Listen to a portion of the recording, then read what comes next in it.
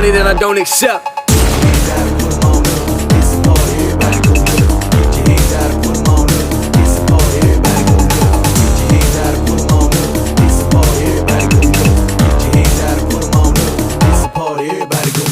Rock this club, diamonds on my necklace, party all night, I ain't tryna see the exit. Remy so wrong out of my brain, roll up in the range, I'm out of y'all range. Dengan Bapak siapa? Bapak Nur Wahid. Bapak Nur Wahid.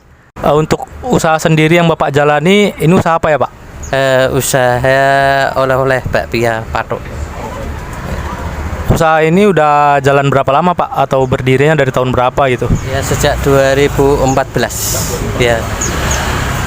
Untuk latar belakang sendiri, kenapa Bapak mengambil usaha ini tuh kenapa Pak? Ya karena untuk penumpang tempat pariwisata khususnya di wilayah Ngampilan, khususnya di Kampung Patok ini, Sentral Bakpia sangat mendukung untuk memajukan pariwisata khususnya di bidang kuliner.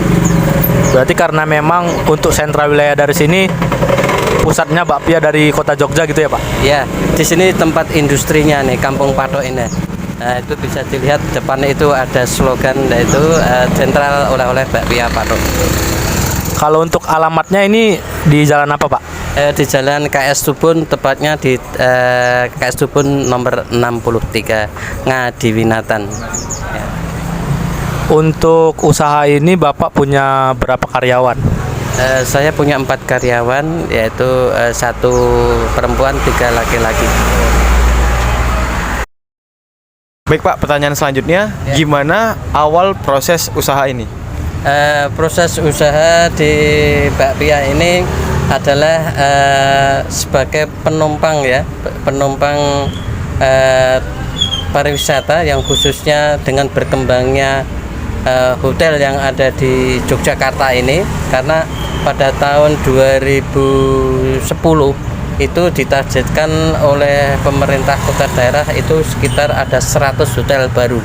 Ini menjadi acuan kami sebagai UMKM yang punya peluang sangat besar untuk membantu untuk memasarkan kota pariwisata, khususnya di tempat kami ini Sentral Industri Bakpia sebagai satu-satunya sentral yang ada di kota Yogyakarta, yang di wilayah Patok Ngampilan, Yogyakarta. Oke Pak, baik. Untuk pertanyaan selanjutnya itu, apa kira-kira suka dan duka Pak dalam menjalani usaha ini? Suka dan duka dalam menjalani oleh-oleh, khususnya di tempat pembuatan bakpia dan pemasarannya adalah, yang pertama adalah distribusi bahan baku. Bahan baku yang kita gunakan adalah kacang hijau. 80% kita menggunakan kacang hijau yang sudah terkupas kulitnya. Yaitu kalau kita mengalami kenaikan dalam penyediaan harga yang ada di tempat penjualan, itu otomatis kita terpengaruh dalam proses produksinya, sehingga untuk mengurangi kapasitas produksi yang akan kita kelola. Okay. Kan kita tahu Pak, waktu itu pernah terjadinya virus COVID-19 kan begitu. Pastinya kalau dilihat-lihat para UMKM sekarang mengalami yang namanya penurunan pendapatan begitu kan. Nah, kira-kira gimana cara Bapak bangkit dalam menghadapi COVID-19 ini Pak? Dalam mengalami proses penurunan disebabkan karena faktor alami yang disebabkan oleh virus COVID tahun 19. Selama 2 tahun ini semua UMKM rata-rata mengalami kesulitan dalam bidang pemasaran. Kalau bahan baku tersedia, tapi untuk menjualnya tidak ada yang membeli. Itu Pak, berarti sangat sulit lah Pak ya? Sangat sulit karena tidak ada pendatang. Oke, baik Pak, Ya. Terima kasih Pak. Apa bahan yang dibutuhkan gitu Pak dalam proses produksi bakpia ini? Ya, untuk persiapan pembuatan bakpia yang kita siapkan adalah, pertama adalah bahan baku kacang hijau ya, kacang hijau. Yang kedua gula, terus tepung sama mentega, terus minyak. Itu bahan pokoknya pembuatan bakpia yang setiap hari kita buat. Kemudian itu kapasitas produksi perharinya itu mampu berapa PC Pak? Untuk setiap harinya kita bisa membuat sekitar 200 kotak-kotak ya. Kemudian gimana gitu loh cara Bapak dalam memasarkan produk ini Pak? Ya, dalam pemasaran hasil olahan kami, yaitu kita bisa di outlet kita sendiri. Yang kedua kita pakai online juga. Terus banyak dari langganan kami, terutama 85% adalah anak-anak mahasiswa yang ada di luar daerah. Ya. Nah, jadi kan Pak, UMKM ini biasanya kan tidak hanya penjualannya nggak hanya di toko gitu Pak.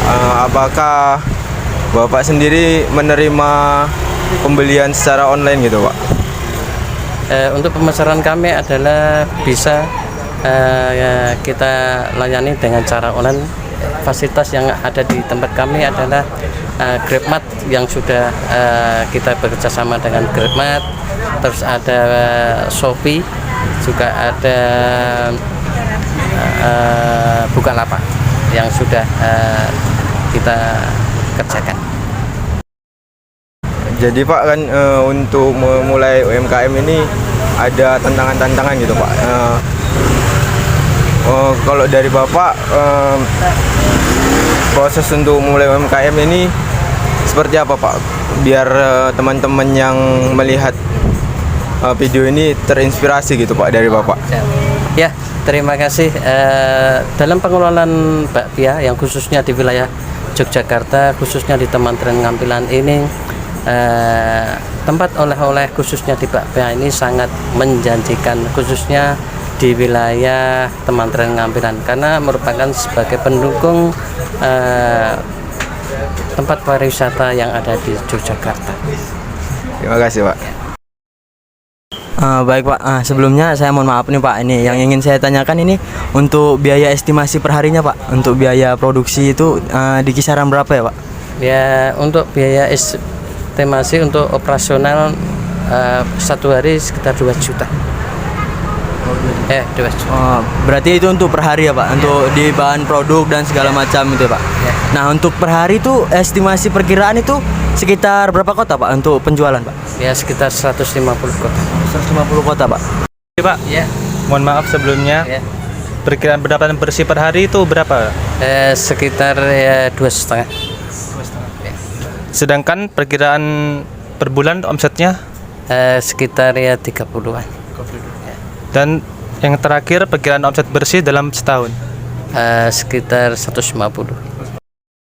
Jadi Pak, kami mengucapkan terima kasih udah dikasih kesempatan untuk bisa wawancara UMKM dari Bapak. Semoga usahanya lancar dan sukses terus Pak ya. Ya, terima kasih sekali pada anak-anak mahasiswa yang sedang memberi kesempatan kepada kami untuk menjelaskan apa yang ada di wilayah Ngampilan ini adalah suatu produk ya, atau produk berupa bakpia yang mampu untuk mendongkrak pariwisata khususnya di bidang kuliner.